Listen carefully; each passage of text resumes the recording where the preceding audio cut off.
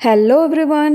साल 2025 का पहला चंद्र ग्रहण लग चुका है जो कि 14 मार्च को लगा था और अब लगने वाला है 29 मार्च को सूर्य ग्रहण।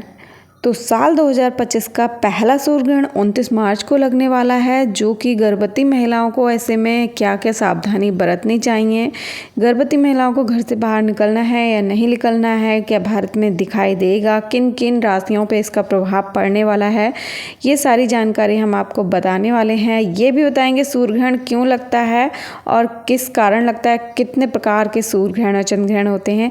तो सारी जानकारी आपको इस वीडियो में मिलने वाली है। वीडियो बहुत ज़्यादा हेल्पफुल होने वाली है, वीडियो को लास्ट तक ज़रूर देखिएगा। देखिए, साल 2025 का पहला सूर्य ग्रहण जो है वो 29 मार्च 2025 का सूर्य ग्रहण होने वाला है और ज्योतिष के हिसाब से इस को बहुत ही महत्वपूर्ण माना गया है। इस दौरान ग्रहों की स्थिति विशेष रूप से कुछ राशियों के लिए शुभ और कुछ के लिए अशुभ भी प्रभाव डालती हैं। तो ऐसे में किन किन राशियों पे इसका प्रभाव पड़ेगा वो भी मैं बताऊंगी।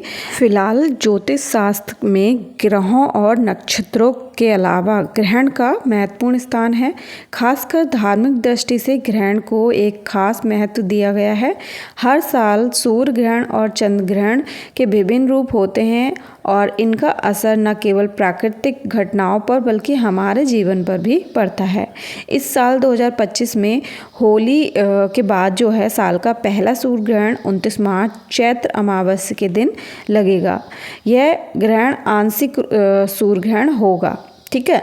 तो भारत में दिखाई देगा या नहीं देगा और गर्भवती महिलाओं को कौन कौन सी सावधानी बरतने की ज़रूरत होती है। देखिए, गर्भवती महिलाओं को ऐसे में बहुत ज़्यादा सावधानी बरतने की ज़रूरत होती है क्योंकि ग्रहण जो है वो आपके जो शिशु पे है बुरा असर डालती है। तो ऐसे में आप जब भी ग्रहण लगता है ना, तो ग्रहण लगने से पहले ही आप थोड़ा सा गेरू मंगवा लीजिए, उसका लेप बना के आपको अपने पेट पर ज़रूर लगा लेना है।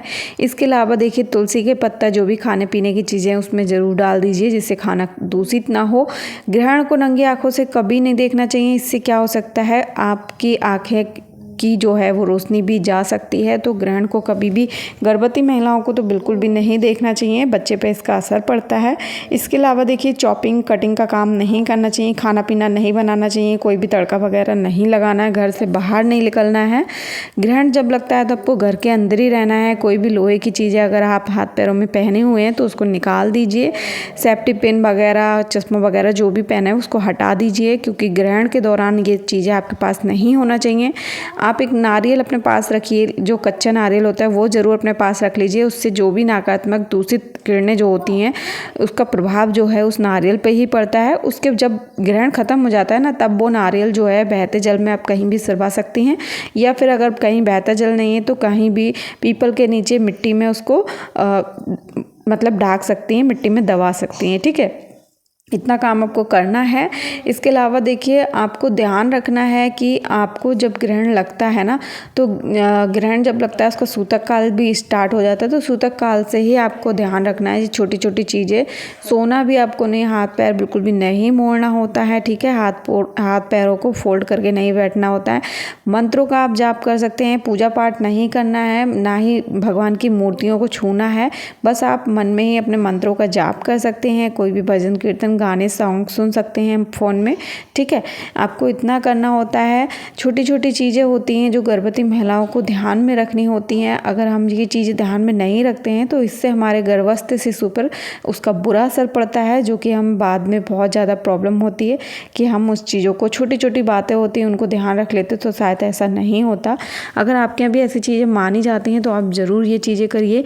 बाकी ग्रहण देखिए, ग्रहण क्यों लगता है और क्या होता है इसके बारे में अभी हम जान लेते हैं, ठीक है। बाकी टाइमिंग वगैरह हम सब इसके बारे में भी बात करेंगे। तो चलिए अभी जानते हैं कि ग्रहण होता क्या है, ठीक है। ज्योतिष के अनुसार सूर्य ग्रहण तब लगता है जब चंद्रमा पृथ्वी और सूर्य सीध में होते हैं और चंद्रमा पृथ्वी और सूर्य के बीच से गुजरता है, जिससे सूर्य की रोशनी जो है पृथ्वी तक नहीं पहुंच पाती है। इस स्थिति में सूर्य का आंशिक या पूर्ण रूप से ग्रहण लग जाता है। यदि चंद्रमा पूरी तरह से सूर्य को ढक लेता है तो इसे पूर्ण सूर्य ग्रहण कहा जाता है। अगर वह केवल सूर्य के कुछ हिस्से को ढकता है तो इसे आंशिक सूर्य ग्रहण कहा जाता है।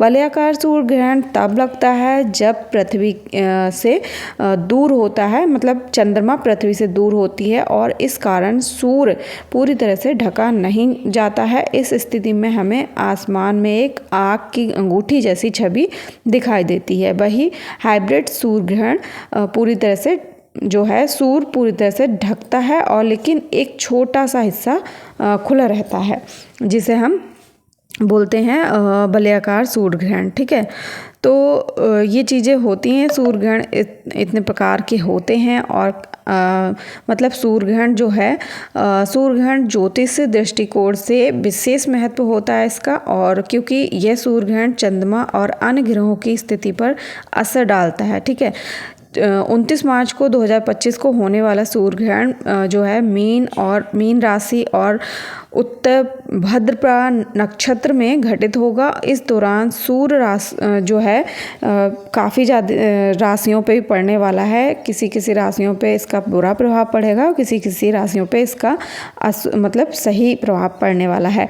तो फिलहाल तो हम यहाँ पे अभी बात करने वाले हैं कि ऐसे में गर्भवती महिलाओं को क्या करना चाहिए और इसकी क्या क्या टाइमिंग है, जो कि गर्भवती महिलाएं अपना टाइम से काम वगैरह निपटा लें, घर से बाहर ना निकलें। ठीक है, राशि के बारे में हम बाद में बात करने वाले हैं। सबसे पहले हम बात करते हैं, देखिए जो गर्भवती महिलाएं हैं उनको सबसे पहले हम इसकी टाइमिंग की बात कर लेते हैं। देखिए सूर्य ग्रहण जो है वो भारतीय समय अनुसार 2:20 पर आरंभ होगा और मतलब 6:16 पर समाप्त होगा। ठीक है, यह ग्रहण कुल 3 घंटे 53 मिनट की अवधि तक रहेगा। हालांकि यह ग्रहण भारत में दिखाई नहीं दे रहा, फिर भी इसका ज्योतिषीय प्रभाव महत्वपूर्ण रहने वाला है। तो गर्भवती ये छोटी मोटी नियम जो हैं वो जरूर करें, क्योंकि कहते नहीं सूर्य भी एक है, चंद्रमा भी एक है, थोड़ा बहुत तो प्रभाव पड़ता ही है। ठीक है, तो आपको ध्यान रखना है।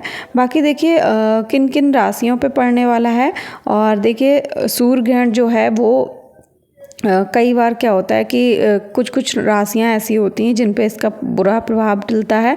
जैसे कि ग्रहण राशियां जो हैं मेष, कर्क और वृश्चिक राशि जो है, यह ग्रहण जो है इन राशियों के लिए अशुभ साबित हो सकता है। इन राशियों के लोगों को आपको संभल कर रहना चाहिए, क्योंकि इसमें जो है ग्रहण उनके जीवन में कुछ परेशानियाँ उत्पन्न कर सकता है, तो उनको क्या है सतर्क रहना चाहिए। ठीक है, इसके अलावा देखिए धनु, मकर और मिथुन राशि इस ग्रहण के दौरान ये राशियां बेहद शुभ मानी जाएंगी और इनके लिए कुछ ना कुछ अच्छा ही होगा, इनको कुछ ना कुछ किसी चीज़ में सफलता मिलेगी। तो ये जो राशियां हैं इनको काफ़ी शुभ मतलब अच्छा रहेगा इन राशियों के लिए। तो ये कुछ राशि का था। बाकी देखिए गर्भवती महिलाओं का मैंने बता दिया, तो ये छोटे मोटे नियम जरूर कर लीजिएगा। बाकी देखिए कोई भी अगर आपका डाउट रहता है तो आप कमेंट करके मुझसे पूछ सकते हैं। बाकी जब तक ये ग्रहण नज़दीक आता है तब मैं और वीडियो आपको बना के डाल दूंगी, जिससे कि आपको पूरी जानकारी मिल जाए। वीडियो अच्छी लगे तो लाइक, शेयर, फॉलो, सब्सक्राइब